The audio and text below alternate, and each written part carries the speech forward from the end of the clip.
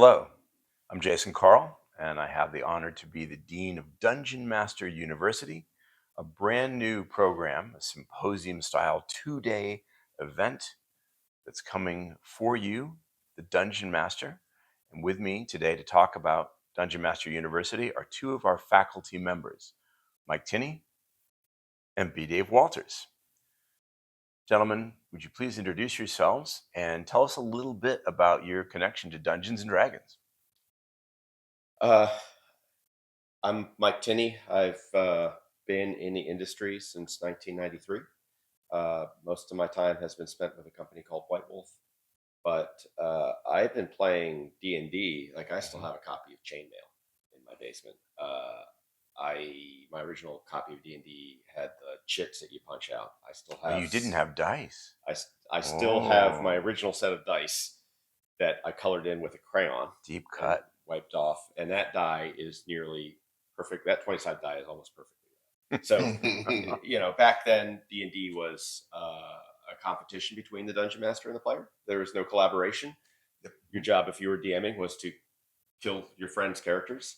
There were no safe lanes. If I found out that you didn't like frogs, your character is going to be murdered by a bunch of frogs. So, but I love the hobby. I've been in it forever, and I think it's a very special kind of collaborative entertainment that just gets better as we continue to explore the boundaries of It is I, B. Dave Walters. I was the Dungeon Master for the first D&D campaign on television on G4 TV, Invitation to Party. I ran the game for the cast of Stranger Things on Netflix Geeks. I also have been playing for nearly 35 years because I'm much older than I look.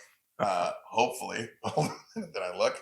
And I've loved it this entire time because yes, I also came up in the age of it was very much adversarial. The dungeon master was trying to kill you, you were trying to survive. And I've watched the evolution to collaborative story and adventure that you're telling together. And one of the things about me is anything I love to do, I love to both talk about and also teach. And I've had the privilege of teaching hundreds of people how to run the game. And so when this idea was proposed, I was like, absolutely, I have to be a part of it.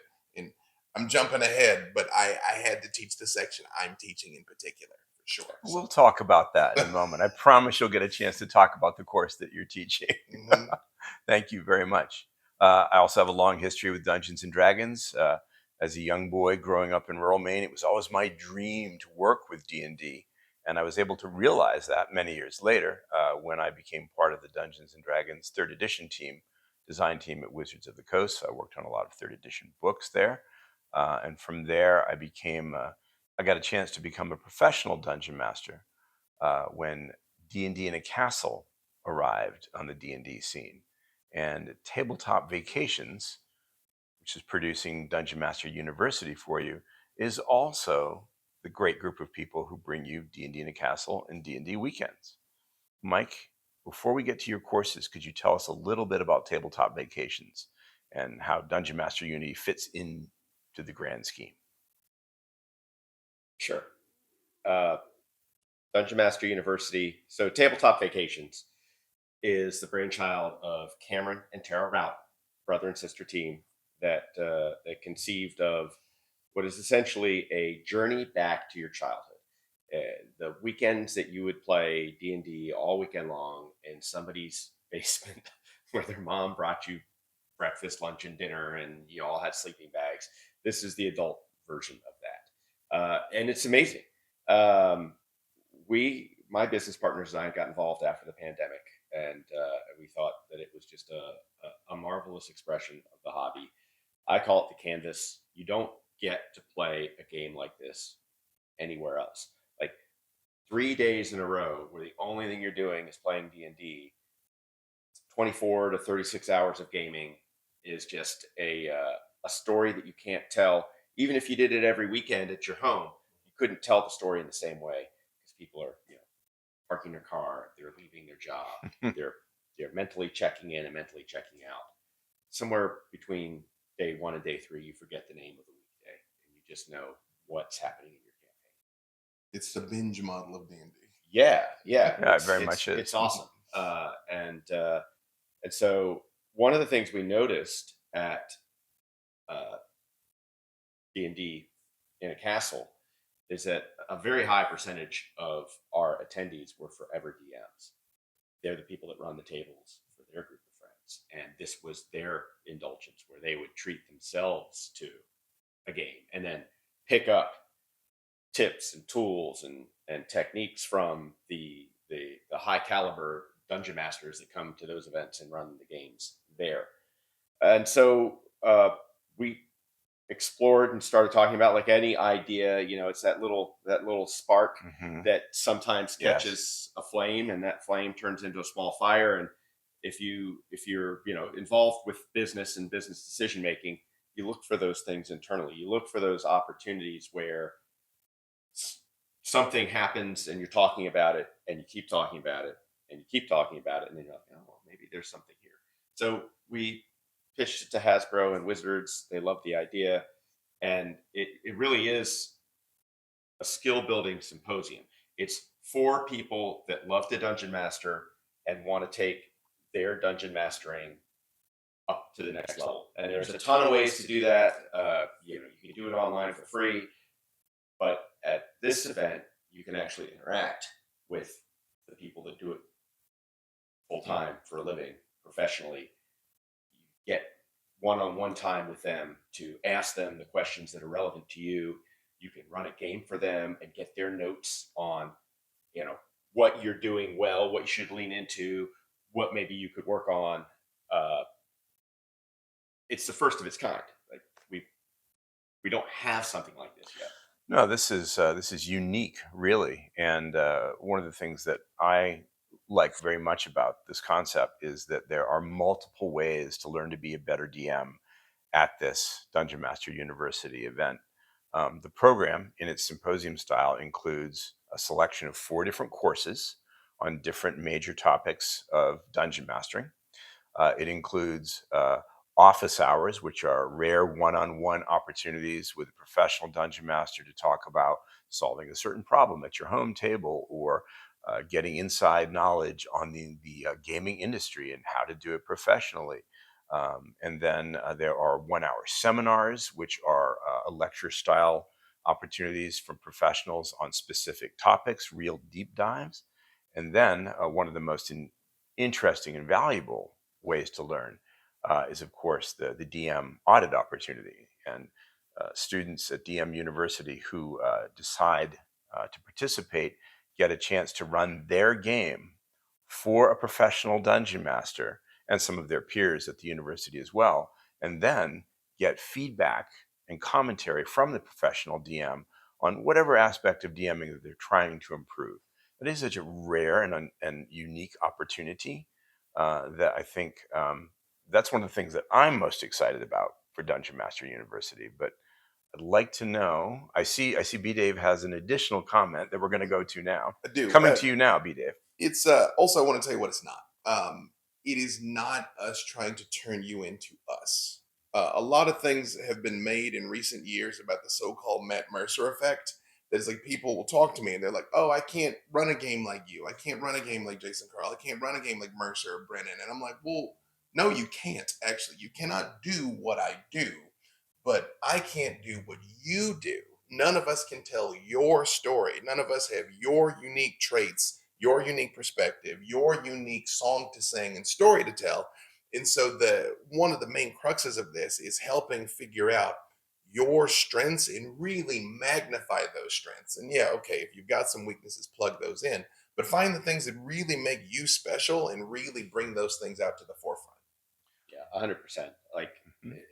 you look at any choice of like career or life or life path, what have you.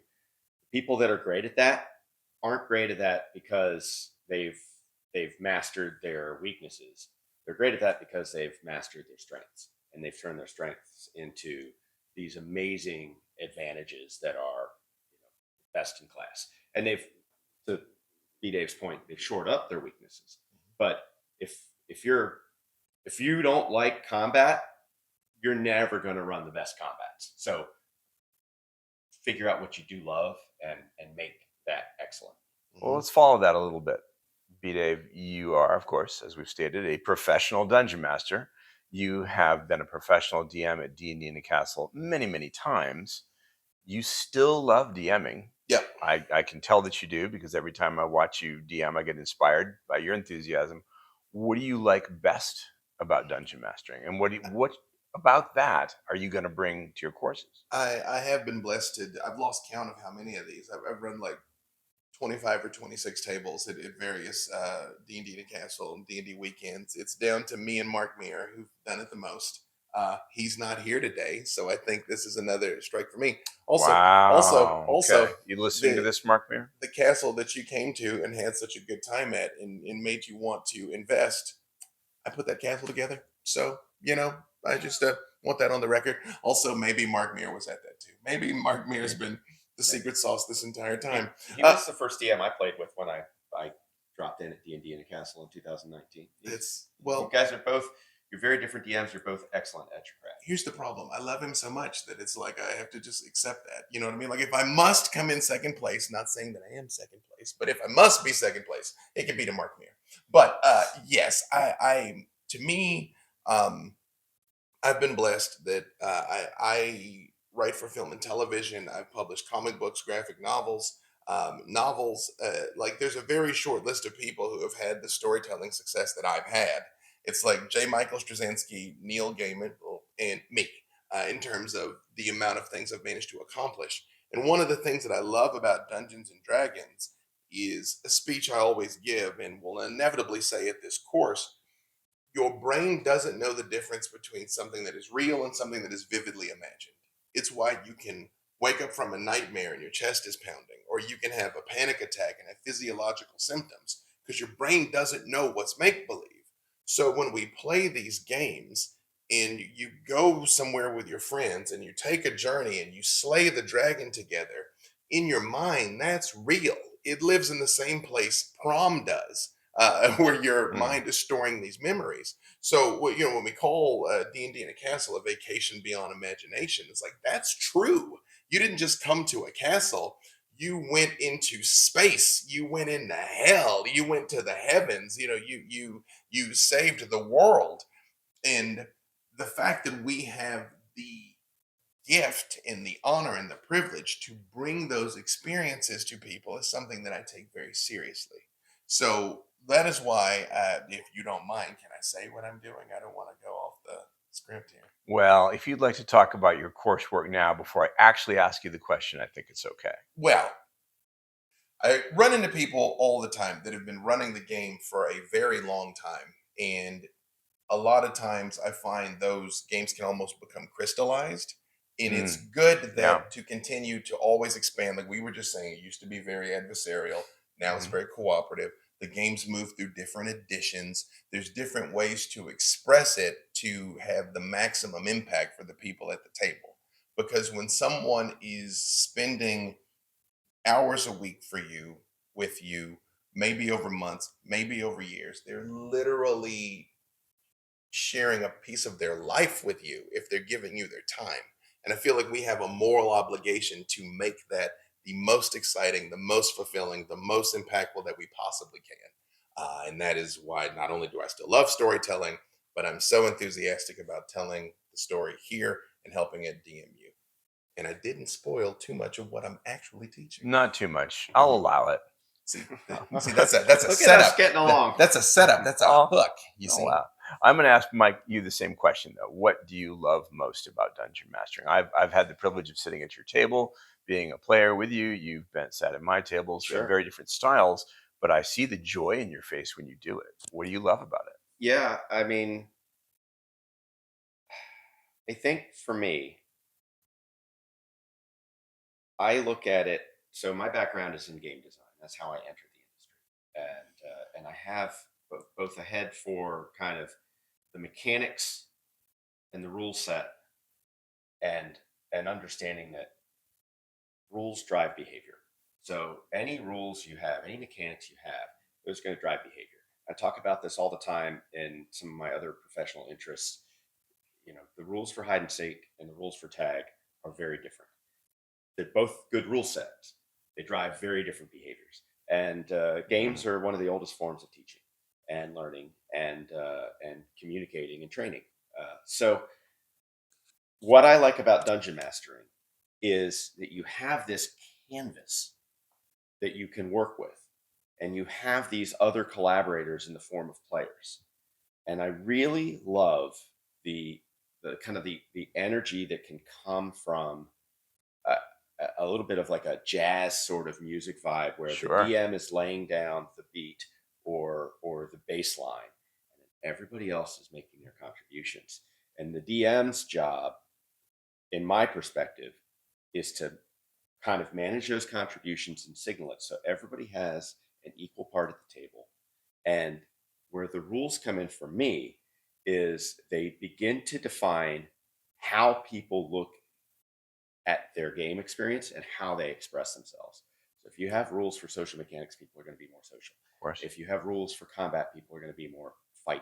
And you as the dungeon master, when you open up that rule book, you're kind of curating your menu for the night, and you're going to decide what you serve people, and what you serve people will be the rudder of the behavior that occurs at the table. And what I especially love about that is you can create a scene. I always say, like, my job is to give you the problem, not figure out your solution. Like, your job is the solution to the problem. My job is the problem. And that's one of the funnest parts of it. I used to run LARPs. That was my earliest thing. And we'd do these 200, 300 person LARPs. I would call it setting up the dominoes. We just have it all planned out, but we have no idea how people would solve the problems that we presented to them. And that's my favorite part of it. That's my favorite part is figuring out, or learning, I guess is the better way of saying, learning how other people think about the situations that I've created for them. But the players and the dice will both surprise and betray you. Yeah, I love it. I love it. Let's take this thinking a little bit further. You both love dungeon mastering. Some of the reasons overlap. Some of them are quite different. You both talked about learning through the Dungeon Master experience. Dungeon Master University is a place and a time where dungeon masters can come to work on things that are important to them, magnify their strengths, discuss weaknesses if they want to. You've both described what you love. You're teaching together our course on skill building. And skill building, when you hear it, we go back to your earlier sneak preview there. When you hear it, could mean many different things. To some DMs, it's going to mean, oh, that means I should get better at memorizing rules, or oh, maybe that's about how to build terrain and use movement. It can cover a wide variety of topics, but you've both chosen some very specific skills to help DMs work on. So I'd like to keep that same I love DMing energy and tell me about the actual courses that you're planning to teach. Can we start with you, B-Day? Sure. Full disclosure, we're recording this sometime before January, and I reserve the right to change all of this. But that would never happen. I just say, me improv, me throw the plan out the window. No. Yes, skill building, starting with the fundamentals. For me, it is things like your characterizations of NPCs, things that you can do to bring your world to life. Okay. Also, some of the more conceptual things that you might even think about in an encounter design. I was just talking with somebody, very experienced storyteller, that was doing a live one-shot with an audience and was really hung up on their story. And I was like, well, what's the theme? It's like, what do you mean? They were like, oh, they're going to steal the MacGuffin or whatever, they told me. And I'm like, no, that's what happens. What's the theme? What's the statement you as storyteller are trying to make? What do you intend for these people to feel? When you're clear on that, that will inform everything else. Because I think a lot of times people just sit down to the previous point. You're 100% right about the menu. But sometimes people are like, well, this week they'll fight a dragon. And that sort of is there. And I'm like, well, why? Yeah, why? Why? I mean, if they're just going to fight a dragon, let's be honest, they can play a video game and it's probably going to be a pretty engaging game. I can promise you, no dragon grows up thinking it's going to be your level up. Yeah, right. Like, Like a dragon has their own plans. yeah, today's the day that and so even just like some of that level of thinking, because it's not so much about, you know, I'm not showing up to tell you how advantage or disadvantage work in, Mhm. 2014 or changes to Rangers in 2024. We can have that conversation during office hours if you like. I'm coming down with a more both top down and bottom up philosophical framework of just how even to approach this to make sure you have a strong enough foundation that every game is good, or at least better. Your games are already good because you're good, you're great, but more betterer.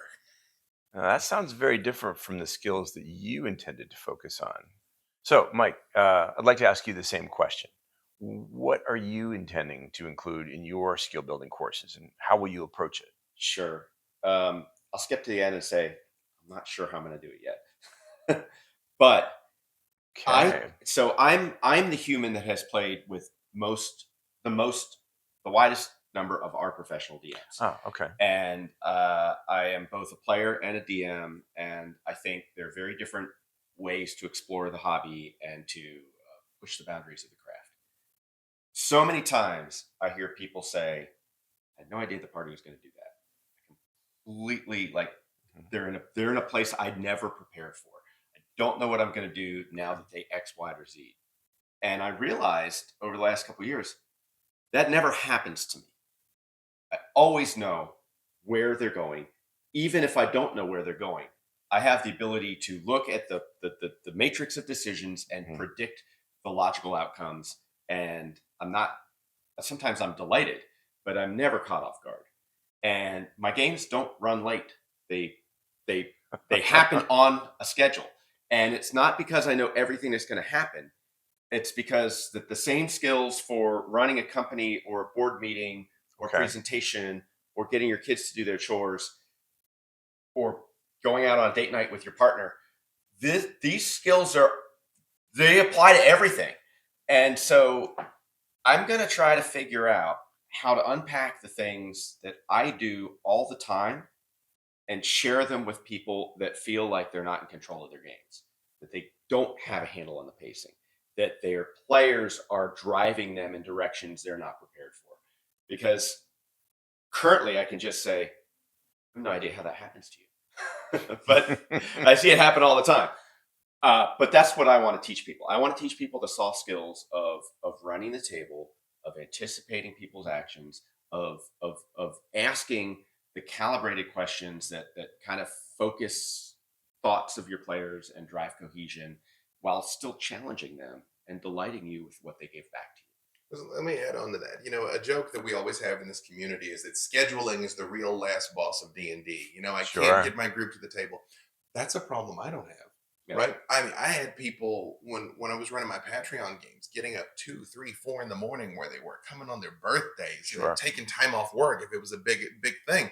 And that's if you're providing an experience that is of substance, then your players will prioritize it. I mean, time and tide happen. We get flat tires, babysitters cancel. But this is all to the point that you're making. If you're covering those things that are generating the proper experience, you will have no problems with engagement. Well, let's dig into that a little deeper and come back to something that you said a little earlier as well. One of the things that you plan to focus on in your skill building course is encounters. Mhm. And so what I want to ask you then, keeping in mind what you just said, Mhm. what do you hope the dungeon masters who choose your course come away with? What will they be better at, or what will they be able to think about differently that will make their games better for their players? There is a reason why video games will never completely replace this pastime. No matter how good the AI gets, no matter how big the sandbox gets, there will always be limits.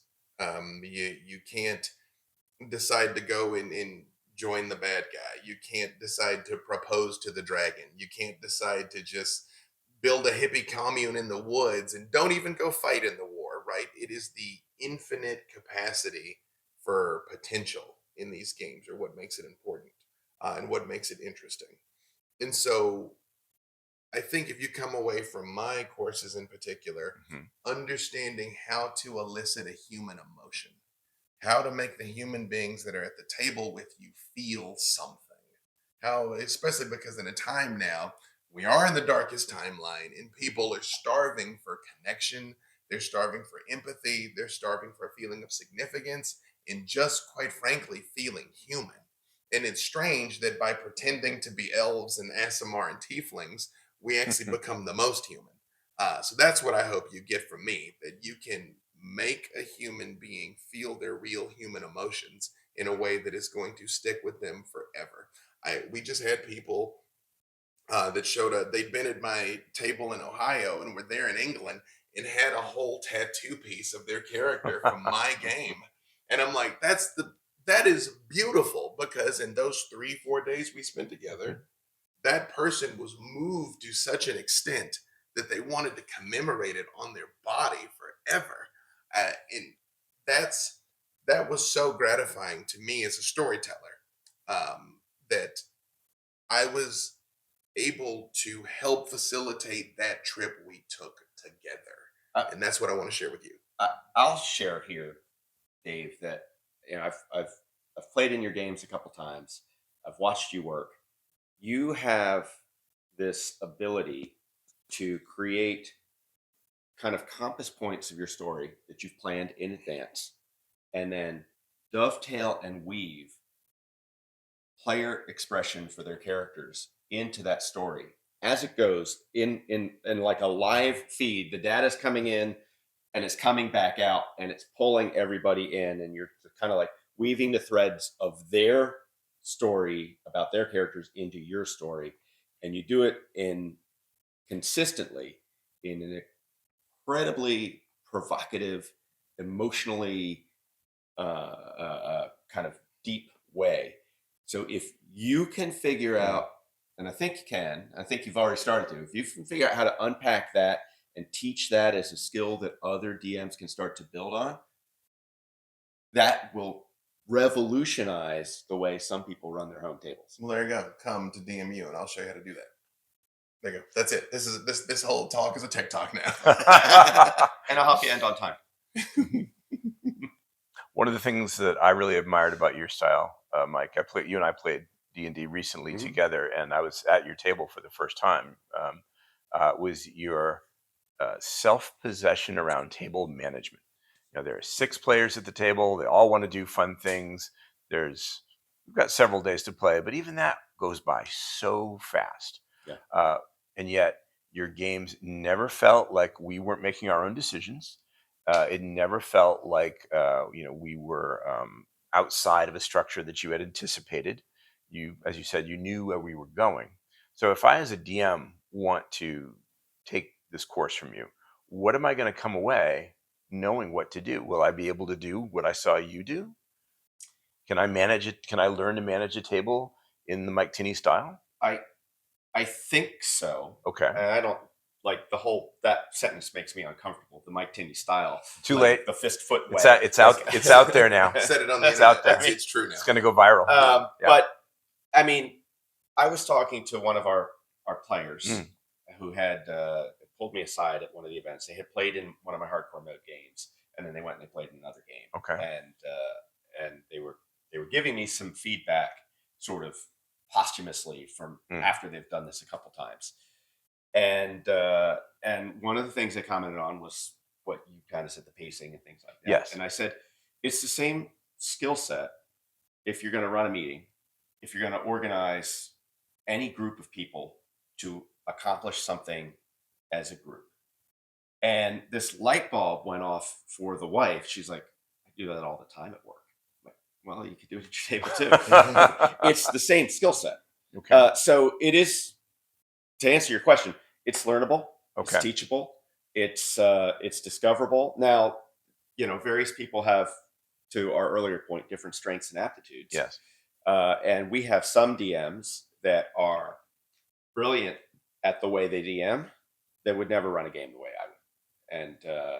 And that's okay, because their brilliance shines in different formats. I think we made that point earlier in our discussion, that each DM, especially at DM University, is bringing something special, different, unique to the table.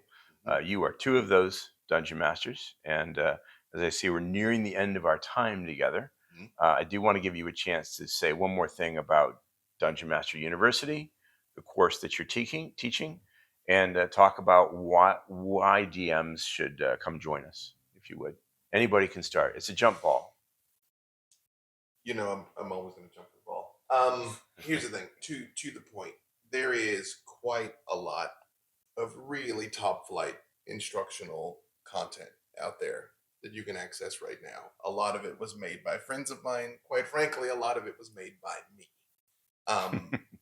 I think the thing that will set this apart is, to your previous point, the in-depth experiential nature of it. That you can get in there, that we can really take these things apart, that we have world-renowned experts on a variety of topics, that you can not only ask your questions, but you can hear other people's questions too, because someone else in the room may ask a question that you hadn't even thought of that is going to unlock some key epiphany for you somewhere down the road. And especially if you have the chance to have somebody essentially test drive your campaign and help you. Because the reality is, I am aware of how lucky and privileged I am to do what I do. And people ask me all the time how they can get some of the opportunities that I've gotten. And the answer is by having something unique to offer, but to also have something superlative to offer. So if you're even considering doing this, and quite frankly, you have the ability to do it, you absolutely should. I don't know if we're going to show the names of some of the people that are here, but they're all superstars. And the fact that you can get 4 to 8 hours of hearing them talk about the thing that makes them legendary, plus maybe some one-on-one time, plus maybe some table time, you literally can't get that on YouTube. So definitely come, pull up a chair. And, if we can't talk at the time, we can't talk in the office, who knows? Maybe we all tend to end up in the tavern afterwards. We'll talk about it there, but it'll definitely be worthwhile. Mike, sure. anything to add? Well, I mean, so at DMU, you're going to pick your course, one of 4 courses based upon what you want to work on. You're going to drop into as many seminars as you want to drop into, and those are all going to be like little bursts of knowledge on a specific subject.